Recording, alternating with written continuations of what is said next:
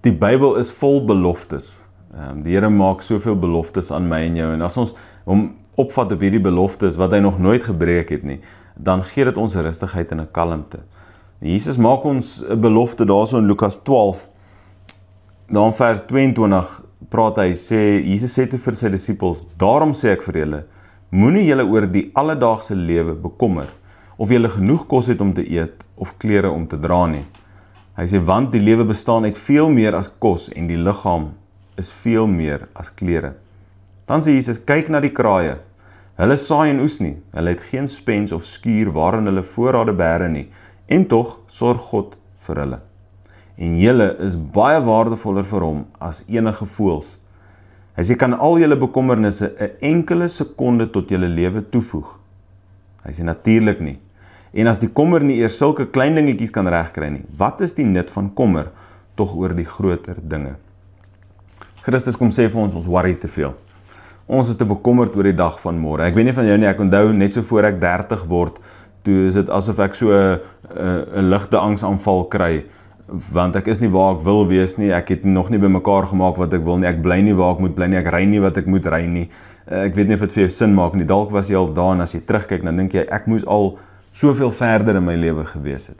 Maar dan kom Jesus en hy stel my gerus op soveel plekke, en hy sê vir my, maar ek het jou. En vandag hier in Lukas 12 kom sê Jesus vir my en vir jou, hoorie, ek het jou.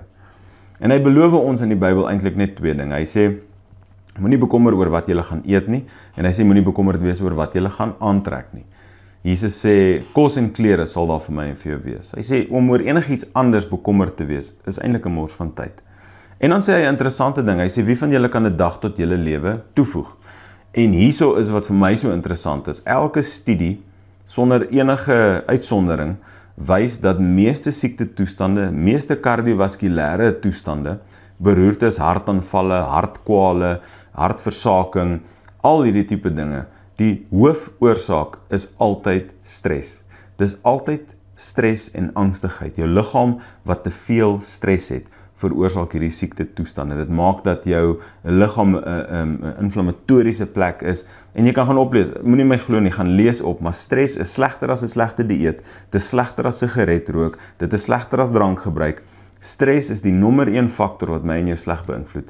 Dan maak dit sin dat Jesus sê, ek en jy kan nie 'n dag tot ons lewe toevoeg nie, maar ons kan van dit wegvat, deur te bekommer oor die dag van môre. Christus wil hê ek en jy moet gesond wees, ja, in ons geloof, ons moet nie klein gelowig wees nie, maar ek glo hy wil ook hê ons moet sterk wees, liggaamlik. Ek wil hê, hy wil hê ons moet gesond wees, dat ons liggaam, hierdie gesonde liggaam ook 'n gesonde gees huisves. Hy wil nie hê ons moet sit met allerlei siektetoestande en kwale, en al hierdie dinge as gevolg van wêreldse bekommernisse nie, dit wat ons kop mee vol maak, waaroor ons eintlik geen beheer het nie. Jesus sê, laat die beheer oor aan my. Wees jy vol vrede. Dis Jesus wat sê, kom na my toe, Matteus 11, nee. Jy onthou, hy sê, kom na my toe as jy moeg en belaai is, en ek sal jou rus gee. Hy offer ons sy rus, hy offer ons sy vrede. Hy sê vir die disippels, vrede laat ek vir julle na. En dan sê hy sê, my vrede, hy sê, ek gee nie soos die wêreld nie. Hy sê, my vrede is 'n ander tipe vrede.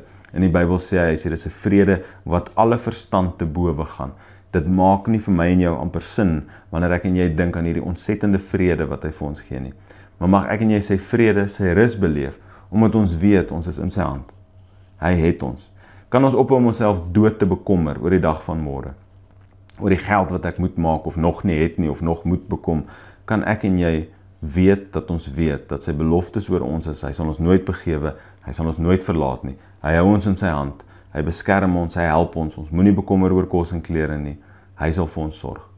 Hy is my sekuriteit, hy is my bron, nie die wêreld nie, nie mense nie, nie 'n salaris nie, maar Christus alleen, kan dit ons storie wees. En uit daai plek uit, met die wete dat hy ons het, kan ons vrygewige lewens leef, kan ons 'n verskil maak waar ons is, kan ons hierdie vrede en rus en vreugde vir mense om ons ook gee, uitdeel vrylik soos wat ek en jy vrylik ontvang.